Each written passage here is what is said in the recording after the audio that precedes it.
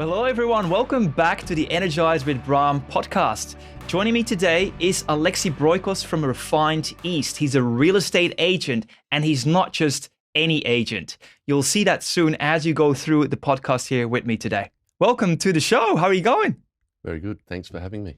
Yeah, well, I'm glad that you made some time because you're a busy guy, mate. Looking forward to our chat. Yeah. Now, let's just really get people up to speed a little bit. How long have you been in real estate for? Personally, I've been involved since I was 21. Bought my first house at 21, second I bought at 23, and third I bought at 25. So I had a bit of a passion for it from an early age. I guess as a 12-year-old, I was introduced to open inspections via my mum, who we were building our family home, and I caught the bug. Went to open inspections looking for bathrooms, kitchens, bluestone and design specs. And then after that was no longer needed, my mum would sometimes ask, what would you like to do on the weekend? And I said, how about we go to some open inspections? Wow. And she said, well, we don't really need to. You know, the selections are done. And I said, no, but I feel like visiting Springfield or Toorak Gardens or getting to view beautiful architecture. I think I got hooked not only on the architecture, but also on the experience of seeing a nicely presented property. And dreaming of what, might exist in the future. Fantastic. So from 12 years old, I guess I started studying in it or becoming interested in it. And then from 14, I landed my first part-time job, and I knew already that I was going to be saving for my first house. So personally, from 21 years old, having bought my first and saved for it for many, many years, but professionally since 2010. Oh, gosh. Okay. So it's not that long, really, that it's been a career for you. Yeah, 2010 was the first full year in real estate. 2012, I won my first state award. 2015, I won my second. I finished top 3 in the state for a number of years after. And then 2019, I took out the big South Australian Metro Award for all of South Australia, which was great. And more recently, I'm building more of a team rather than focusing on the individual. And it's so good that you anticipated my next question, Alexi, because I was about to say, mate, you got this Hall of Fame in your office when you walk in, you see all of these awards, many of them you won, but I'm glad also that you're bringing the team in because now it's not just Alexi. How big is the team now? My individual team's was only a group of 3 or a team of 3. It was originally a team of 2 with one support, and then we brought on a second. I've got young Noah who's been with me since he was 17. He's now 25. Paul is also with me. He's been with me for the last 6 years. So I guess it's a trio that's been highly successful over the last half a dozen years. Last year we took out the number 2 spot for Team Award of South Australia, but the team is growing. I've got another couple of individuals that are also coming into the mix. But in our Eastern office on McGill Road, Beulah Park, we've probably got, close to 10 operatives and all doing really well, which is great. You've got a really fantastic dynamic. And I think that's actually something really worthwhile sharing here. Like you already said, I'm going to bring a ton of golden nuggets, so we're ready for them.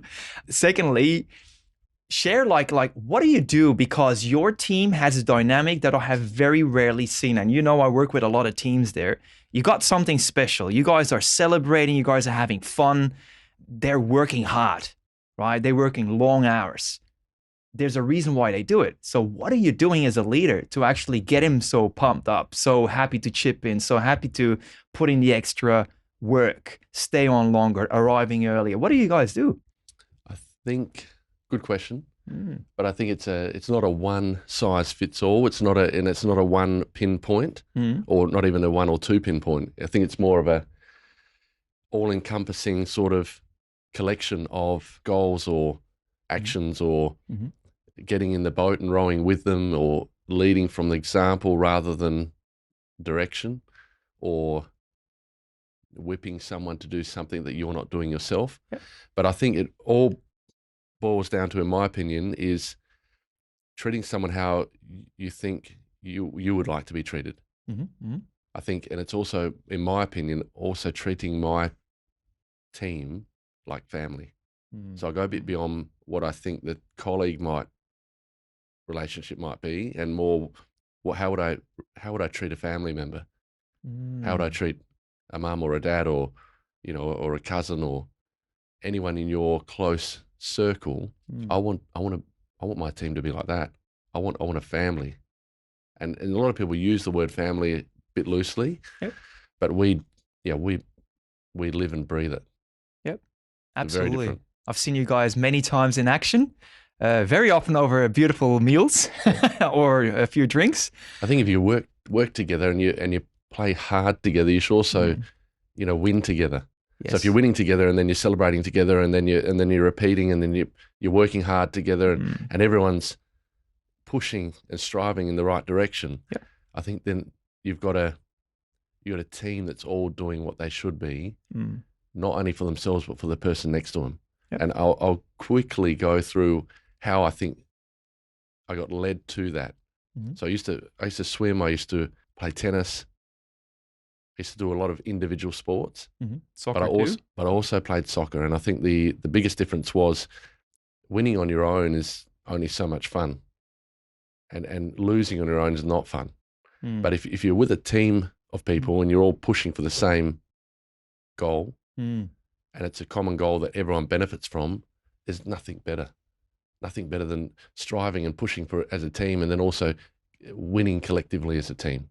So that's for me the big difference. I think the team, number one, treating the team like family, making sure that everyone knows what they're doing within that team, getting great results, achieving great milestones, but then also celebrating them properly.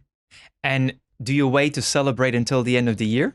Or do you do it a little bit more frequently? Celebrate all the time. If the day calls for it, we're celebrating. If the week calls for it, if we've got time and there's a window of opportunity, great, let's do something. Yeah, great. Otherwise, if you wait till the end of the year, that's a long time. That's 365 days of not celebrating successes. Yeah. How often would you pat someone on the back, say something nice to them, and do it publicly? All the time. Yeah, every day, every minute, every hour. Everything that I feel like comes out of my vocabulary is positive. Yep. What does it sound like? Give us an example. Bram, you look amazing today. Well done. Keep up the great work. I love what you did, X, Y, Z and ABC, and can't wait to see what you do next. What about Sarah? What would you say to Sarah right now if she were to be here? Sarah's an amazing operator. She's a young, dynamic. She's youthful. She's energetic. She's driven.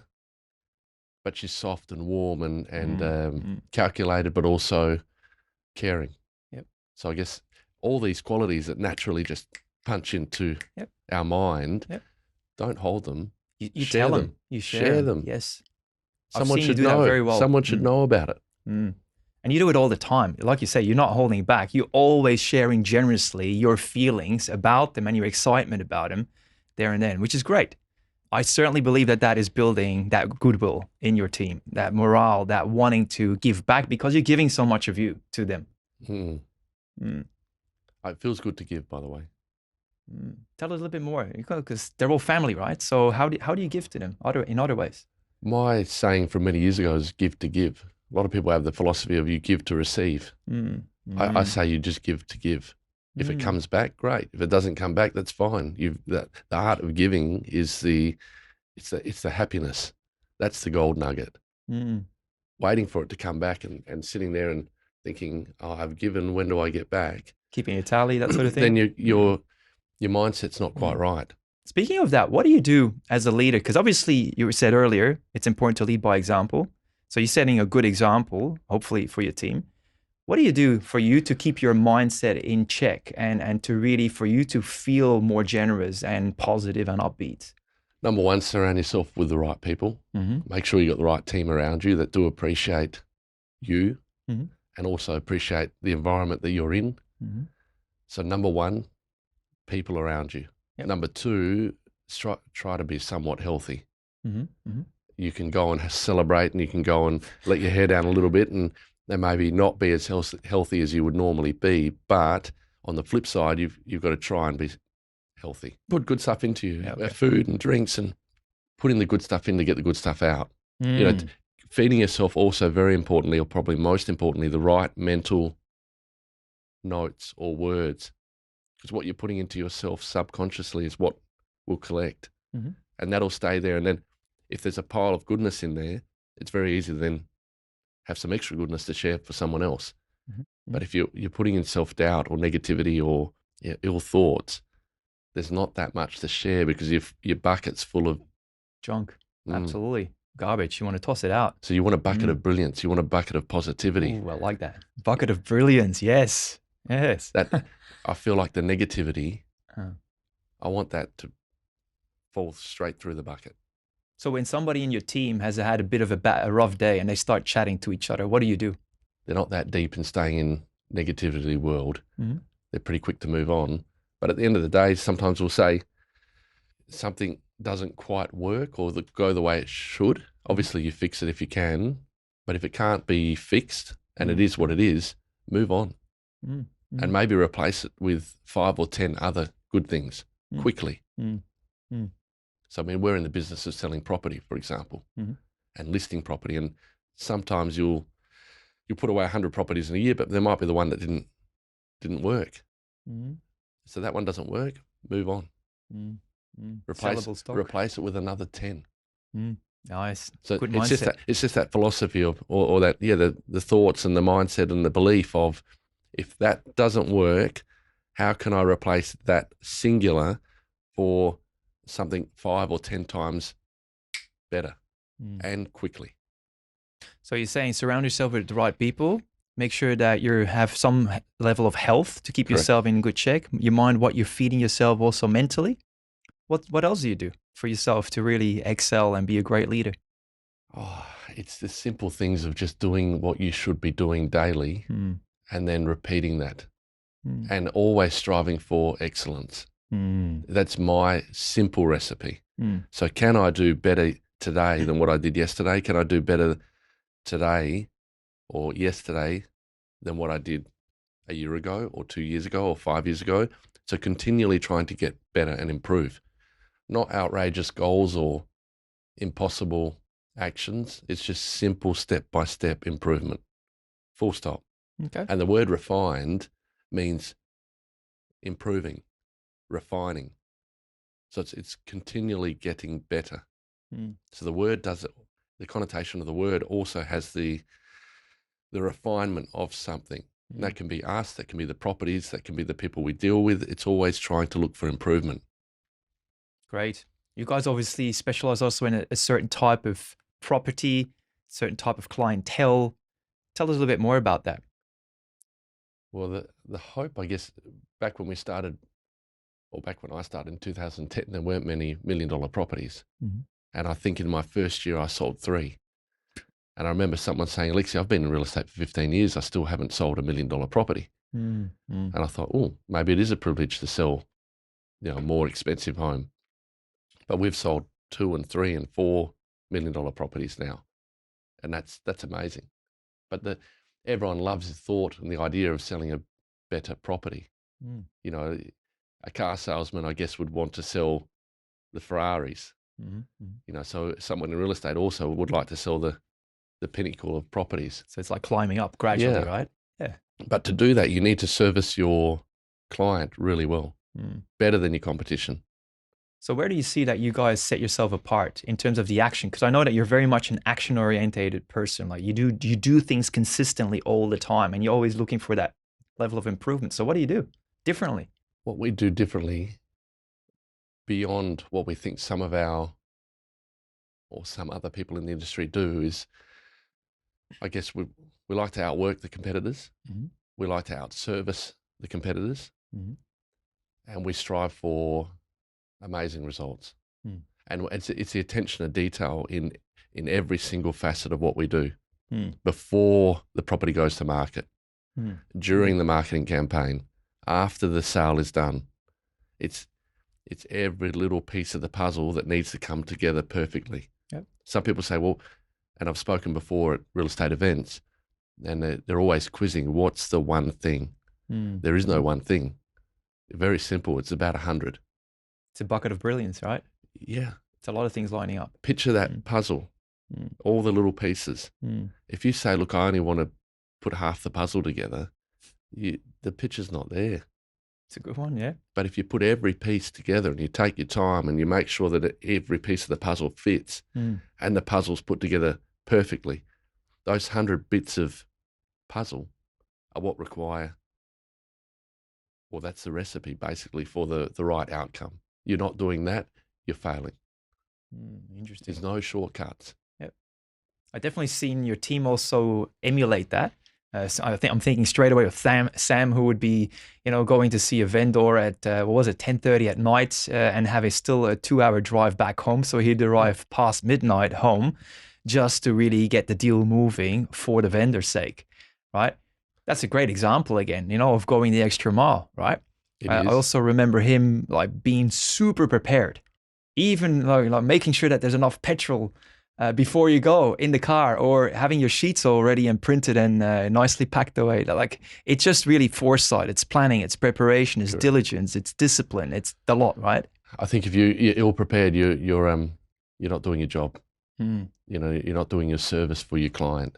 We had a property that we sold in Tranmere, and we broke the record, or the previous record, by nearly $500,000. And we sold a property in Tranmere on 860 square metres of land for $2,880,000. So near $3 million in Tranmere on 800 odd square metres of land. But we did the contract that night. We started negotiating. In fact, it was a Sunday. I'll paint the full picture. It was a Sunday. We had a 12 p.m. open. I had some groups that wanted to then see it additional to the 12 p.m. open. One of the groups was a Chinese contact that we'd been working with for some time. We brought them to the 12 o'clock appointment. We then brought about 3 or 4 groups back for an 8 p.m. viewing, knowing that we were getting towards the pointy end on a Sunday.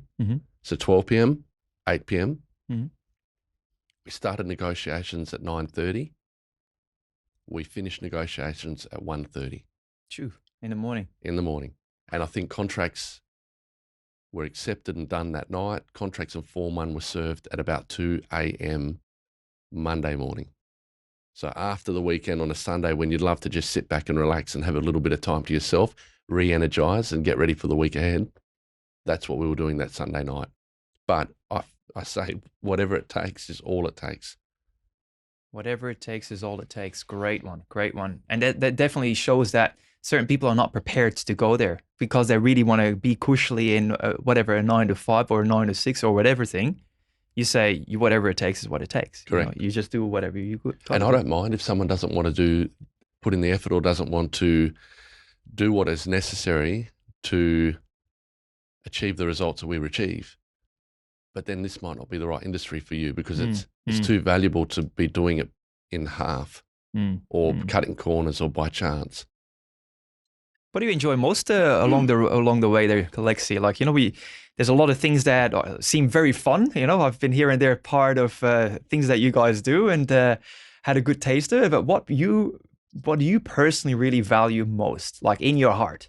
I value my team immensely. I value, I'm proud of all the work that we've done over the years to get to where we are at the moment. Having a beautiful business and having a great team and a great environment that we work in. But I guess the number one thing that I value beyond almost anything else is the relationships that we have with our clients, because we view also our clients as friends and family. So we celebrate our wins not only with our team and ourselves, but we introduce the client with us. So this weekend we've got a corporate box at the football. I think we've got 22 guests coming, and a lot of those are clients. A lot of those are people that we share weekly, monthly, yearly wins with. I've got a client that we took a sold photo of yesterday. We've been working with them since 2014, and I think we've sold more than 50 properties for them alone. That's the builder, probably. That's the builder, one of the builders. Yeah. And that particular builder has referred us to probably another 50 properties. Wow. So, I mean, having those special relationships where someone exclusively only deals with us, it's heartwarming. It's amazing. So you guys really, you invest in your relationships. That's what I'm definitely hearing, internally, externally, and they're all like family. And they're genuine. That's the other part. Yeah. I want to work with people that want to work with us. I want to love people that want to love us. I want to give as much as I can to people that are happy to receive from us. If you're in with us, we're all in. They're getting all of us. What happens when, let's say, a relationship kind of doesn't work out for whatever reason it might be? It might be with a staff member that somehow didn't seem to be the right fit, or a relationship with a client kind of backfires. You know, what then? We've got a pretty good radar on people that we work with.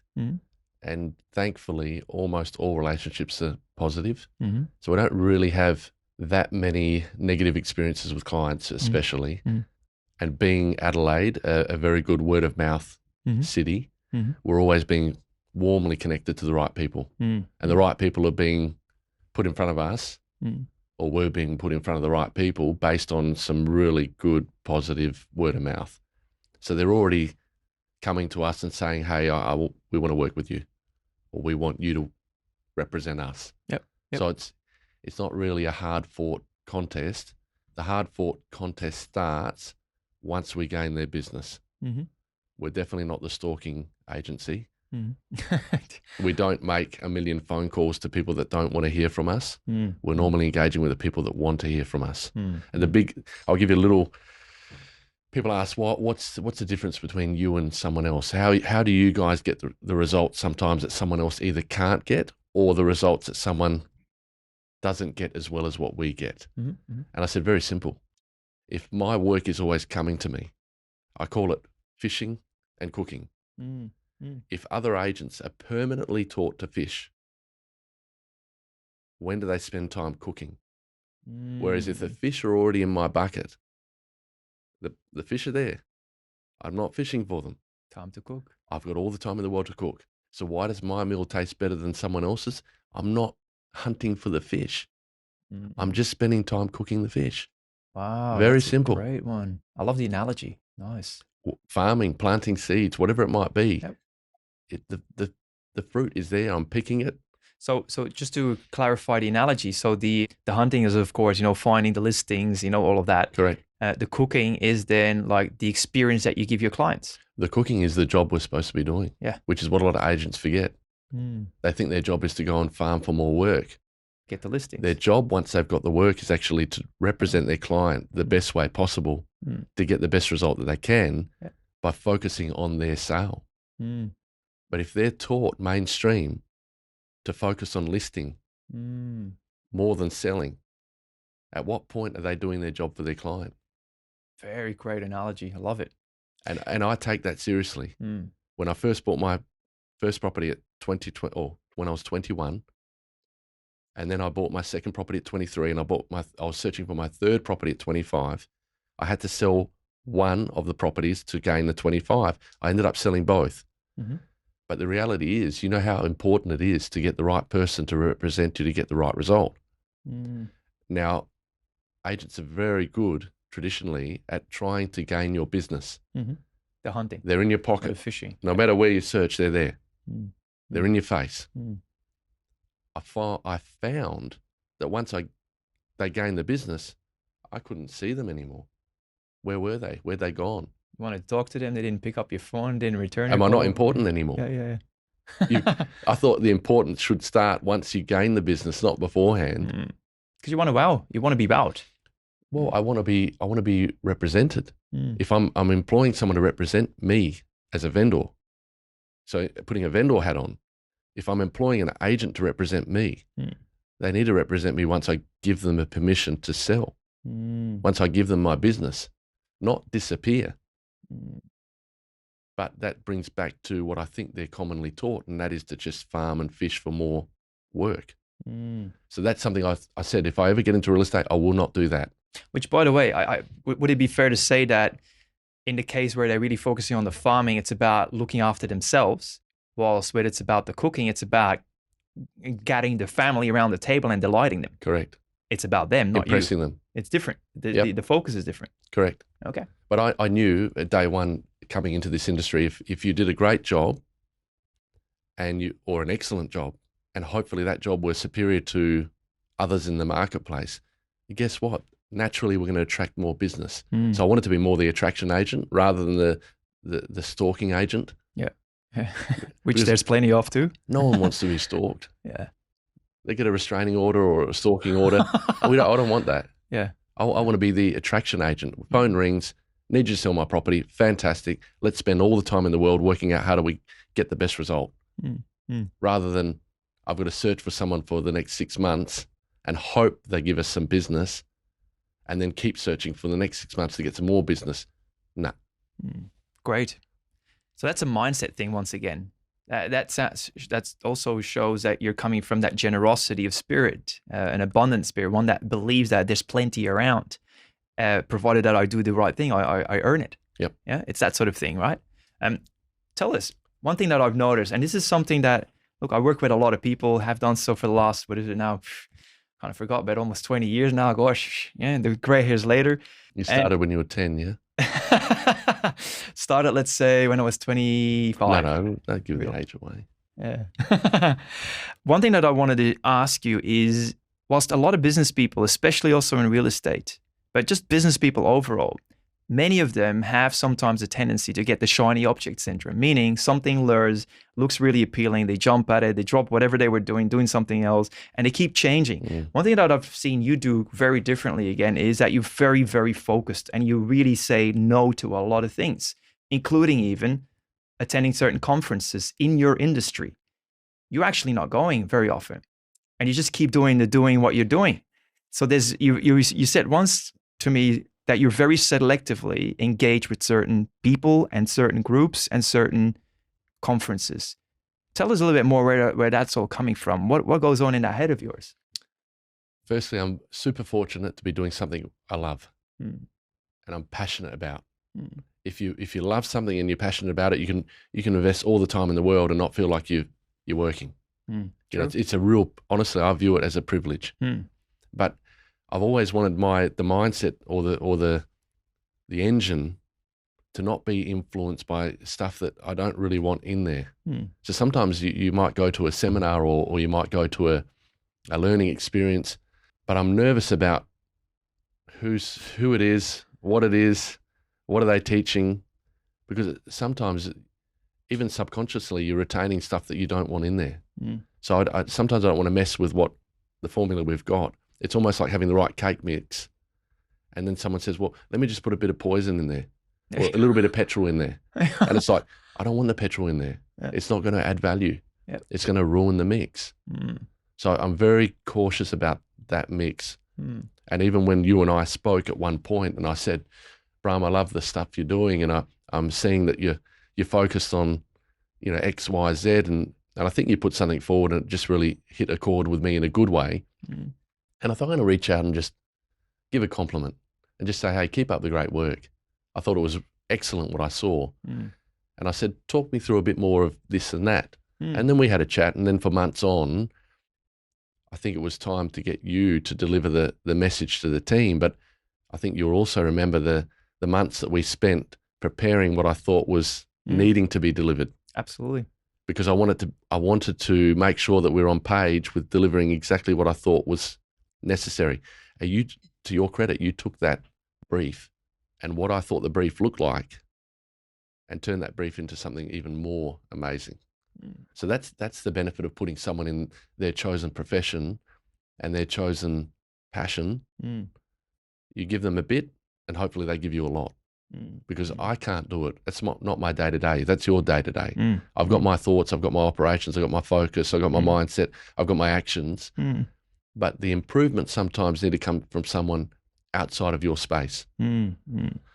So yes, thank you for that, by the way. I appreciate that. You're welcome. I'm very careful about who I let in. And I'm also very careful about what we let in. And your assistance with what you brought to the table was gold. Appreciate it. Speaking of gold, I love one of those affirmations that you got downstairs in the cellar, in the wine cellar, basically printed and hung up on the wall. Tell us about that one, like what it says, the affirmation, and all the other affirmations that you live by, that you kind of really use as reinforcements in your mind. There's a few plaques Speaking around the of place. gold. Yeah. It's more sold, I think, isn't it? Yeah, that one, yeah. Yes. Someone many years ago said, Alexi, everything you touch turns to sold. And I must pay credit. There were a couple of people that did that. One was a guy called Paul Baldy, who was he's a great painter, and he would do a lot of work for us. And he said, everything you touch turns to sold. But I got to pay credit to a person that had also worked with me on that years ago, with a gentleman called Emmanuel Gaganis. Okay. So a very famous name in South Australia, Gaganis. And he was one of our colleagues. He was one of the foundation members at Refined. He's now retired in Queensland, or semi-retired. And yeah, he would come up with that and say, Alexi, everything you touch turns to sold. Like, I remember him sitting there one day. It's a beautiful message to receive from other people, actually. Yeah. It's nice. But he said one day, he goes, he said, I want to work Alexi style. And this was back in 2012. He said, I want to do what he does. And I'm thinking, well, I wanted to do what he was doing. But he looked at me and thought he wanted to do what I was doing. So we had a really good network there from day one. And then obviously day one then led to year 7 or so, and we started the second office. So I guess that was a good milestone for us. But yeah, the positive stuff we have around the office with the quotes and the simple words or sentences, it's just a matter of, can that catch your eye at some point? Can that catch your eye at some point? Can this one catch your eye? It's just going into your mind. Reinforces Correct. the right things so that you keep focused on the right things. Yeah, good. Tell us a bit about one of the more challenging experiences in your life, like where it really shook you a bit, personally speaking, and how you dealt with it. Losing my father in 2017 was super tough. Someone you love and adore, and they're suddenly not there, and you question getting out of bed. They're tough moments. So how did you deal with it? You got to look what else is around you and just make sure that you keep going, because it's not just about you anymore. You've got a family, you've got children, you've got wives, you've got staff. Wives? Wife.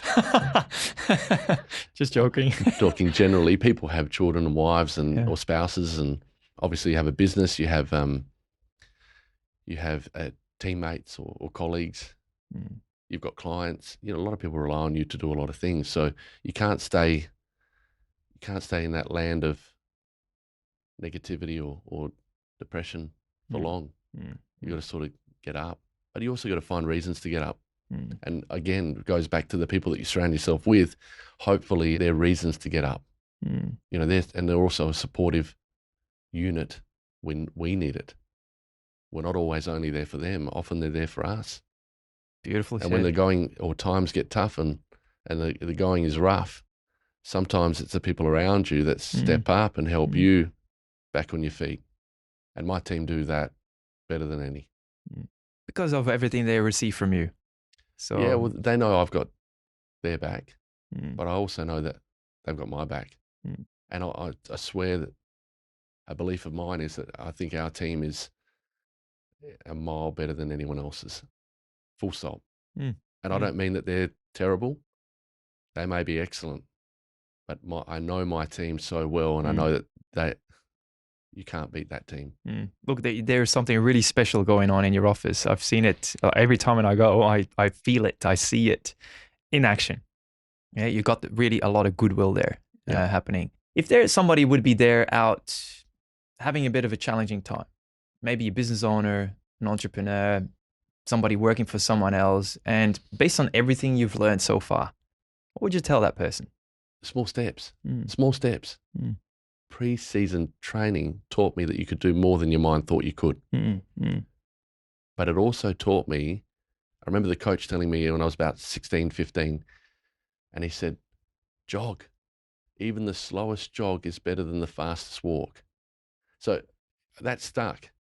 I remember thinking, well, even the slowest walk is faster than being stationary. So the little steps really count. Correct. And sometimes if you go backwards by one step, try and go forwards 2 steps. So you might go backwards again 1 step, go forwards 2 steps. But I think when you're down and out, all you can do is sort of slowly get back on your feet, and that might be small steps. You can't run a marathon when you've never run a marathon. Sometimes you've got a marathon in front of you, but it's the first step that takes you to the finish line, right? Absolutely. So just small steps, and then start thinking of reasons to get back on your feet. Start thinking of ways to be better than what you were, and just action it little by little. Get up, put a suit on, dress well, or not a suit. At least have a shower, feel good. Put some sort of clothing on that makes you feel happy and comfortable. Have an appointment with someone, meet someone. Get out there, try to get back out into the world. Great. What's next for you? I'm always have a mindset of consolidation. That's number one. So whatever improvements you make, can we consolidate and stay there? And then, keep climbing upwards. But most importantly, get your steady base set right first. So, and make your climb, have a step, make your climb, have a step. So first is consolidation. Second is growth. But last year we pegged back and we were really focused on quality, and the market was tough. It was tough to a point, but it was also moving at a rapid rate as well. Things were selling, but the climate was also tough, and we had the corona situation. We wanted to focus purely on quality. So whatever had been built before, get that foundation super right, even stronger than ever before, and then make the advancements on volume. So we got the quality, we're building on the volume. I think we've done close to 100 sales in the last financial year, and I know that because we're entrants for the RESA Awards again, Real Estate Awards for South Australia, and we've done our numbers. So we're close to 100 sales, and we were also close to 100 mil in sales, which for us is a new record. Bravo, well done. Thanks. And you guys are on to something bigger again from here onwards. We're running out of time. I just want to say, first of all, thank you so much for sharing so generously. And let's see where the future takes us from here. No worries, Bram. Thanks again for your help. Thanks for having me today. Hopefully there's some nuggets in there. Yeah, we just love what we do. We're going to keep doing it. And we're going to keep representing South Australia in the best way we can in the real estate industry. Have some fun along the way. Feel good. Be positive. Make others feel good. That's it. Perfect. Well done. Thank you so much. Thank you.